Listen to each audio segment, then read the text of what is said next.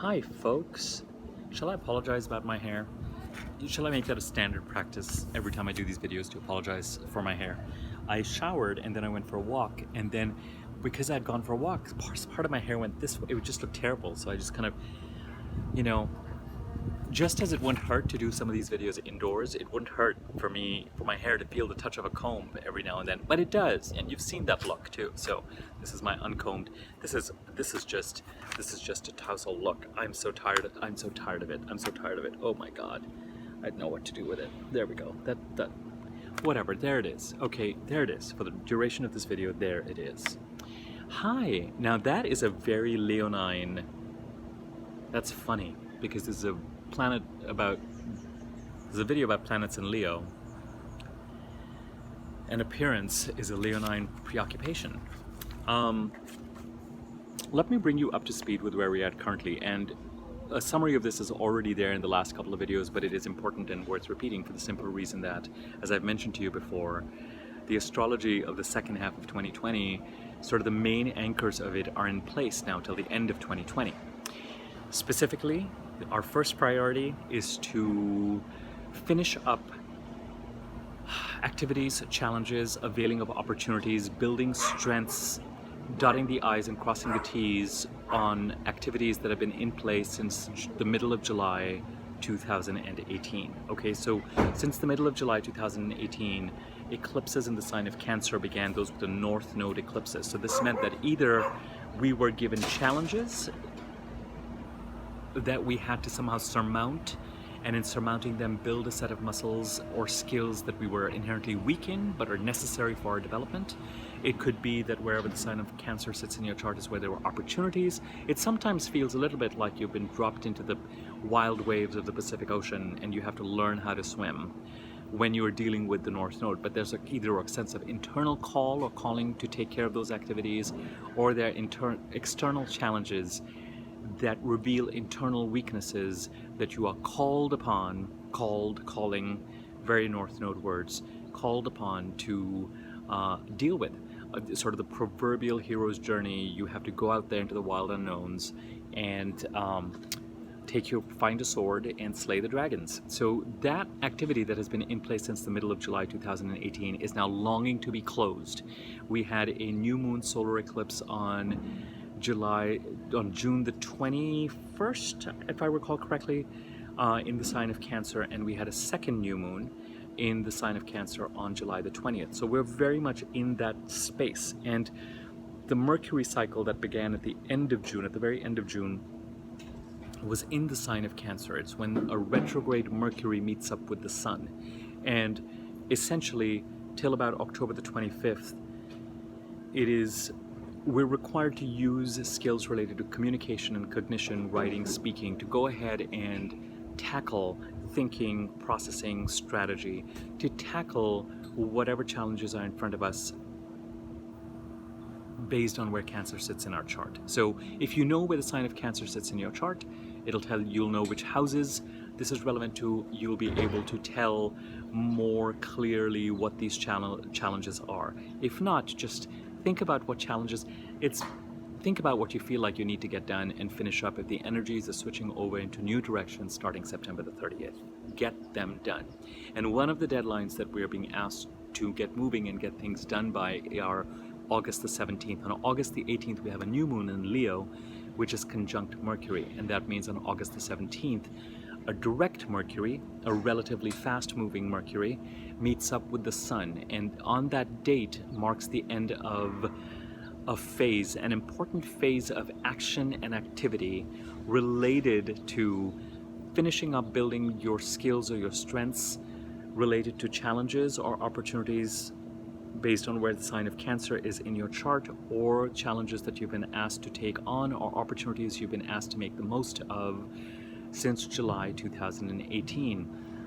This Cancerian leaning into energy, this is the last of these energies, and it dissipates or completes by November the 30th. However, the most urgent and active part of it is now, till about August the 17th. But the energy remains. The energy remains after that. The second part of the chart that is extremely active till the end of the year is where the sign of Capricorn sits opposite the sign of Cancer, because the eclipses of release since the middle of July 2018 were in that part of the chart. So it's a part of the chart where you've needed to set boundaries and eliminate self-defeating behaviors and patterns that have been holding you back. It's a part of a chart where there are endings and new beginnings this year. It is a part of a chart where something that you're very, very comfortable with has completed its purpose, and holding on to it is only going to hold you back. So there's a need to get done with Capricorn related energies and release them and implement boundaries, both where the sign of Cancer and Capricorn are on that axis. So again, knowing where Capricorn sits in your chart will be helpful.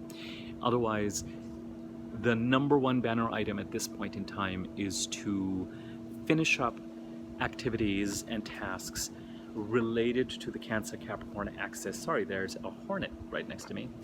Related to the Cancer-Capricorn axis, and of course now I got distracted by looking at my hair again. I have a Leo ascendant. That explains everything. So dealing with challenges related to the Cancer-Capricorn axis is the order of the day. Now, Mars is also in Aries till the end of the year. And Mars in Aries is finally going to give us, if we were feeling listless or tired or didn't really feel like we had a lot of vitality or energy to set boundaries or take care of tasks, Mars is certainly helping us do that till the end of the year. And all of these energies kind of challenge each other, in order to put pending tasks related to either availing of opportunities, or setting up of boundaries, or eliminating self-defeating behaviors, or letting go of situations or behavioral patterns that are a strength and that have been an area of security and a subconscious strength but are no longer serving you. It's difficult to do so without availing of the Mars and Aries energy, so it's there to support you. At the same time, what the Mars and Aries energy is trying to bring you, you can't get to until you put some of this energy behind you. Starting September the 30th, the eclipse axis shift to Gemini and Sagittarius becomes more prominent, and it starts to pull us into energies that are going to stay with us through 2021. So that is why there's a need to finish up tasks, put in an A+ effort, even if it feels like you're getting a B+ or a B- or a C+ result. It's all about being in the deep end. You've been in this deep end since July 2018, and you may think that you have not been putting in an A+ effort, but in many regards, you've been putting up enough effort. If you feel there are pending tasks, and part of the reason why they're pending tasks is because the effort has been wanting, because these are skills or courage that we have not had, that we're being asked to build upon. And so as a result of which I would imagine that in all these cases, in all of our cases, since July 2018, we have been putting in some effort in this arena. It just doesn't feel skilled.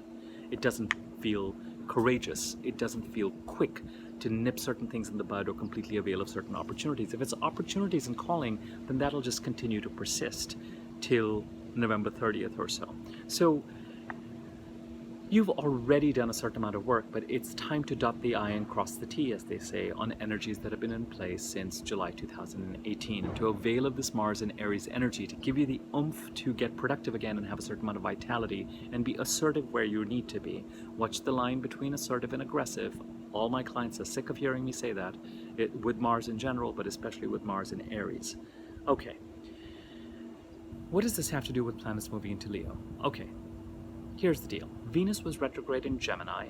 She's direct in Gemini right now, but on August the 7th, in about a week's time, she moves into Cancer. This will be helpful because as you wrap up the communication element of things related to the sign of Cancer, when Venus comes into Cancer on August the 7th, and she's going to be there till September the 6th, she will try to provide some solutions, some diplomacy, some opportunities for harmony in a sign that needs it. So it becomes important then to really use that August 17th date to drive communication and take care of whatever actions you feel like need to be taken by then, so that Venus's presence in Cancer starting August 7th till about September the 6th can really help see certain things through a little bit more smoothly and actually provide some opportunities for relationship harmony, financial opportunities, creative opportunities, etc., etc., etc. Okay? Venus then on Actually, we'll come back to Venus and Leo because after September the 6th, Venus is going to clearly go into the sign of Leo. Now that is interesting. Okay, the Sun, as planets clear the sign of Cancer, the Sun cleared planets in the sign of Cancer in the days preceding July the 22nd. Mercury is in the process, actually has just cleared. As planets clear the sign of Cancer, they oppose Jupiter, Saturn, and Pluto in Capricorn. Okay? So these oppositions create a certain amount of stress that again demand that issues related to the past are dealt with and put behind us. Okay? Coming into this full moon that we have tomorrow, and in this instance I'm breaking with tradition. Typically I do a full moon video before a full moon. I'd like to do a new moon video after a new moon, a full moon video before, but tomorrow I'm going to do the full moon video after because I want to do this video first. Okay? So coming into this full moon, which is a normal full moon and not an eclipse, and how nice it is to feel normal emotional peaks of visibility and stress, as full moons tend to bring.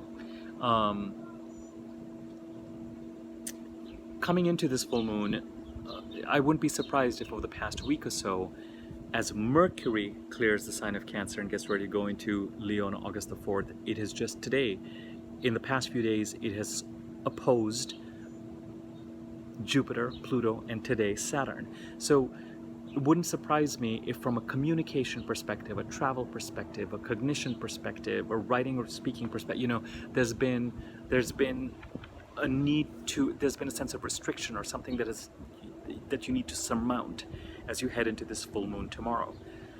As planets clear the sign of Cancer, and Venus, when it enters Cancer on August the 7th, as we head into the first week of September, is going to be doing the same thing. So again, this energy of dealing with pasts, they're going to be triggers that are going to keep making us attend to finishing up old tasks so that after September the 30th, we can really start to enjoy and focus on the new. Certainly after December, the middle of December, it's all new. Another thing to keep in mind in terms of pace, May and June, and maybe the beginning of July were really static and kind of trapped months. And after the middle of July, especially August, till about the first week of September, we have a certain amount of forward movement, and we can feel the pieces start to move. We can feel the pull of the future. The only thing is that it's kind of inconclusive and it's not giving you the final result. And that's because the middle of September to the middle of November, when Mars is retrograde and then Mercury is retrograde, I'm looking at my hair again. When Mars is retrograde and then Mercury is retrograde, we're going to have to go back over some stuff and go into a phase of suspension again. But then after the middle of November, through the end of the year and the first week of January, it is all systems go in a much more conclusive way. So wherever you are at right now, if you're feeling the pieces start to move and you're feeling the need to push things behind and you're feeling the future start to take shape or at least start to beckon or come into slight focus, do not go into a place of frustration. Expect a kind of 3 steps forward, 2 steps back approach. I'm not going to say 2 steps forward, 3 steps back. We'll let that happen in the middle of September to the middle of November. It is kind of 3 steps forward, 1 step back, 2 steps back. And wherever things are headed to are not conclusive just yet. So stay with the energy and don't lose heart and don't lose patience. It's been a tough year. So as you see things move, COVID and the election in the United States are not helping any because they're only creating anxiety and a sense of being trapped. But things are on the move again, and I think you can feel them. Now, the Sun moved into Leo, a planet, a sign it is happy in, on July the 22nd. On August the 4th, Mercury moves into Leo. On August the 17th, Mercury and the Sun come together. On August the 18th, there's a new moon in Leo, which is very interesting because just as the Sun and Mercury get ready to move into Virgo, the next sign, around the 21st and 22nd of August, just 3 days before, we'll have a new moon in Leo, which will keep the Leo energy going for another 4 weeks. So while the Sun and Mercury go into Virgo, the Leo energy is still going to be strong till about September 17th or so when we have the new moon in Virgo. It's kind of interesting. And then remember that on September the 6th, Venus moves into Leo. And Venus is going to be in Leo till about October the 2nd, October the 3rd. So we have an unusually long period when planets are going to be impacting Leo. Why is this important? It's important because with Mars and Chiron in the sign of Aries, the planets in Leo, both fire signs, actually support each other in this work that is being done to finish up tasks related to the past. So enjoy the vitality and the energy and the self-love and the focus on what brings you joy. You know, with the sign of Leo, everything is through the lens of happiness, what brings you joy, what brings you pleasure, what feels right. It's not as if Leo is not a sign of pride. It's not as if Leo is not a sign of responsibility towards and fortitude and strength towards whatever it is that sign puts its mind to. But it's not so much about putting its mind to, it puts its mind to things that it puts its heart to. So your heart and your vitality, Leo and Aries, your heart and your assertion, those energies now increasingly during this time are going to work together to help you surmount the various challenges that are in place that are forcing you to deal with the energies on the Cancer-Capricorn axis. So the very planets in Mars that are in deadlock with these Cancer-Capricorn energies are in harmonious flow and supportive flow with these planets that are going to go through Leo.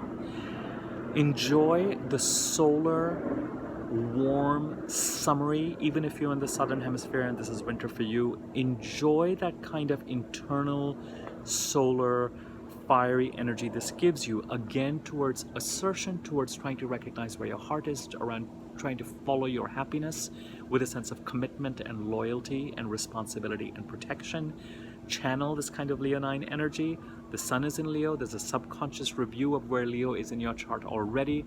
Mercury comes into Leo on April the 4th. Communication becomes more Leonine. Roar. So there's a certain amount of roar, you know.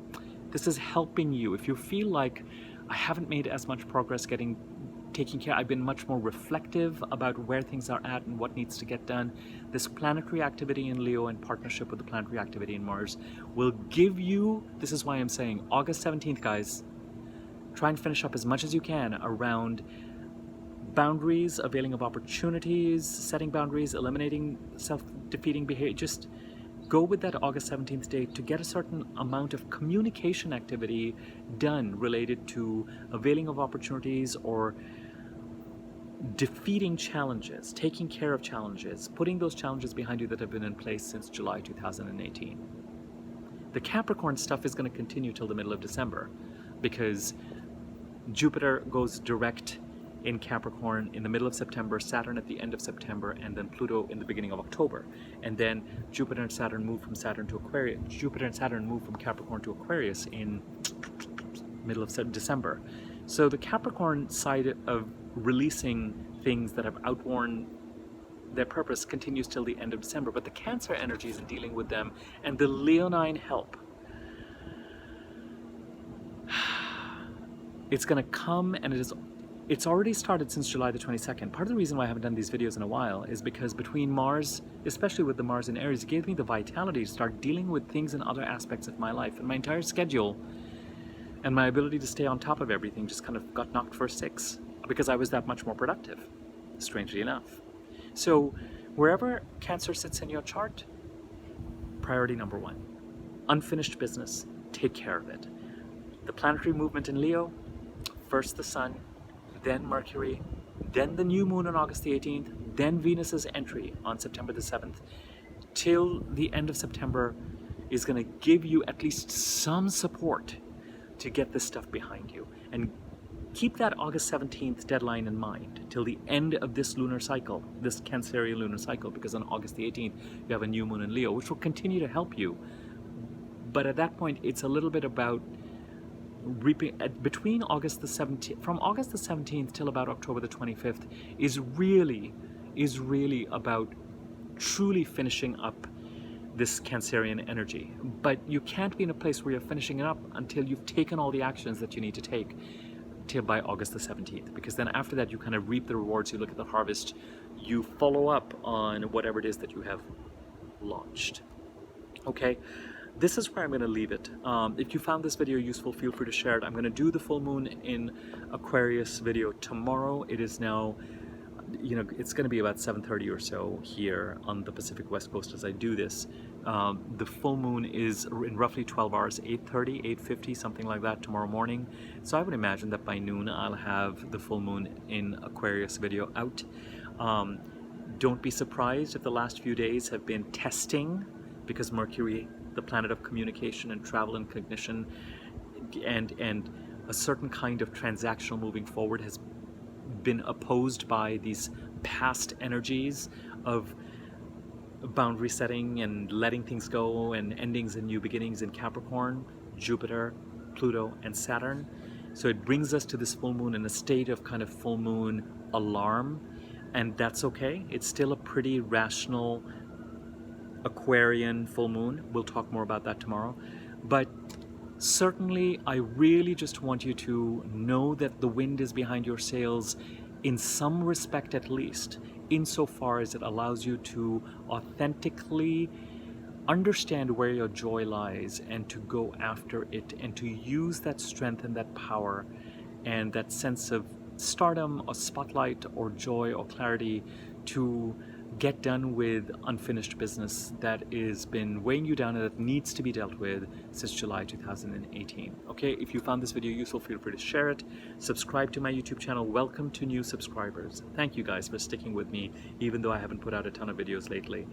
I will get back on track. Feel free, please, to subscribe to my YouTube channel. Click on the bell icon next to the subscribe button so that you're notified when I do videos. My contact information is in the subject area. If you are interested in rates for readings or want me to make an easy to read version of your chart that tells you which sign is in which house and what those houses stand for, let me know. Do not send me your birth details until you inquire and are comfortable with the rates.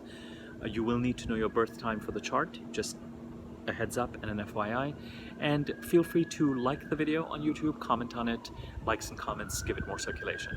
Okay, until tomorrow, the siren beckons.